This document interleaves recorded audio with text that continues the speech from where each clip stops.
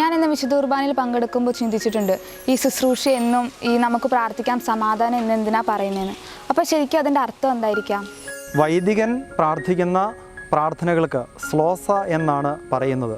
വൈദികൻ്റെ ഓരോ പ്രാർത്ഥനയ്ക്കും മുൻപ് ശുശ്രൂഷി സമൂഹത്തെ ശ്രദ്ധയോടെ ആ പ്രാർത്ഥനയിൽ പങ്കുചേരാനായി ആഹ്വാനം ചെയ്യുന്നതാണ് നമുക്ക് പ്രാർത്ഥിക്കാം സമാധാനം നമ്മോടുകൂടെ എന്നുള്ള ആഹ്വാനം. ഇവിടെ ശുശ്രൂഷി പറയുന്നത് സമാധാനം നമ്മോടുകൂടെ എന്നാണ്. സമാധാനം ക്രിസ്തുവാണ്, ഉദ്ധിതനായ ക്രിസ്തുവാണ് നമ്മളുടെ സമാധാനം.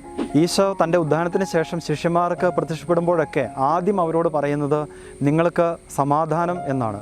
ഇവിടെ ക്രിസ്തുവിൻ്റെ സാന്നിധ്യം ഈ ദേവാലയത്തിൽ വിസ്തുർബാന അർപ്പിക്കാനായി ഒരുമിച്ച് കൂടിയിരിക്കുന്ന വൈദികൻ്റെയും സമൂഹത്തിൻ്റെയും കൂടെ ഉണ്ട് എന്നാണ് ശുശ്രൂഷി തൻ്റെ ആഹ്വാനത്തിലൂടെ ഓർമ്മിപ്പിക്കുന്നത്.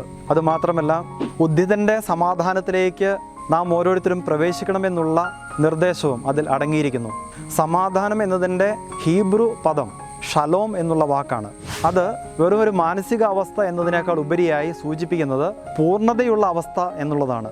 നമ്മളുടെ ഇംഗ്ലീഷ് ഭാഷയിൽ വെൽബീയിങ് എന്നുള്ള പദം ഈ സമാധാനത്തിൻ്റെ അർത്ഥത്തെ കൂടുതൽ മനോഹരമായി സൂചിപ്പിക്കുന്നതാണ്. ക്രിസ്തു നമ്മുടെ കൂടെയുണ്ടെങ്കിൽ നമ്മുടെ ജീവിതത്തിൽ വെൽബീയിങ് എല്ലാം പൂർണ്ണമായിരിക്കുന്ന അവസ്ഥ ഉണ്ടാകും. വിസ്തുർബാനയിൽ പങ്കെടുത്ത് ഓരോ തവണ പ്രാർത്ഥിക്കുമ്പോഴും ഈ കൃപ നിറഞ്ഞ അനുഭവത്തിലേക്കാണ് ഓരോരുത്തരും പങ്കുചേരുന്നത്.